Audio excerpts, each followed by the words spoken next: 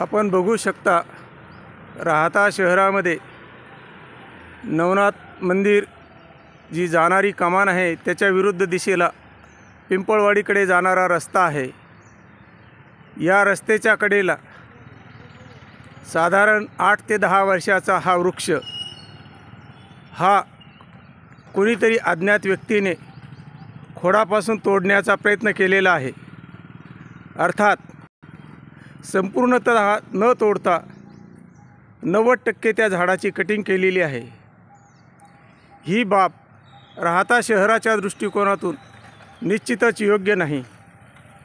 राहाता शहरामध्ये डॉक्टर पान गव्हाणे साहेब अर्थात ओम साई योगा मंडळाच्या वतीने तसेच नगरपालिका प्रशासनाच्या वतीने संयुक्तपणे राहाता शहरात जे वृक्षारोपण केलेलं आहे त्या वृक्षांपैकी एका अतिशय मोठ्या वृक्षाचा जीव घेण्याचा प्रयत्न करण्यात आलेला असून अशा प्रकारे राहाता शहरामध्ये प्रशासन झोपलेलं आहे की काय हा प्रश्न निश्चितच निर्माण होतो।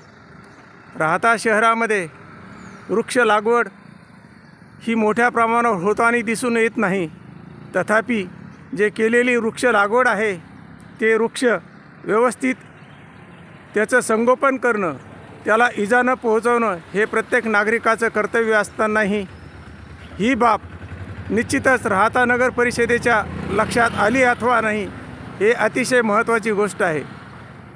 मी राहाता नगर परिषदेस विनंती करतो की या परिसरामध्ये हे जे CCTV कॅमेरे बसवण्यात आलेले आहेत, तुम्ही कोणत्या प्रकारे बसवलेले आहेत ते बघून घ्या। राहाता शहरामध्ये कुठलीही गुन्हेगारी जर घडली, पोलीस स्टेशनला गेलं तर ते राहाता शहरात बसवलेले CCTV कॅमेरे एक तर नादुरुस्त आहेत अथवा त्या घटनेचं चित्रीकरण त्या CCTV कॅमेऱ्यात येत नाही। अशीच ही घटना झालेली दिसून येते। समोर जे खांबावरती बसवलेले CCTV कॅमेरे आहेत ते या चारही बाजूला रस्त्यांना जाणारं पूर्ण चित्रीकरण होणं गरजेचं असतं नाही,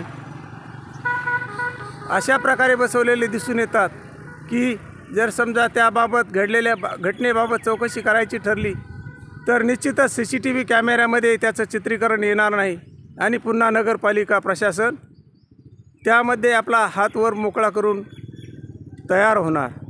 अशा प्रकारे या राहाता शहरामध्ये जे काही चाललेले उद्योग चाललेले आहे ते थांबले पाहिजे।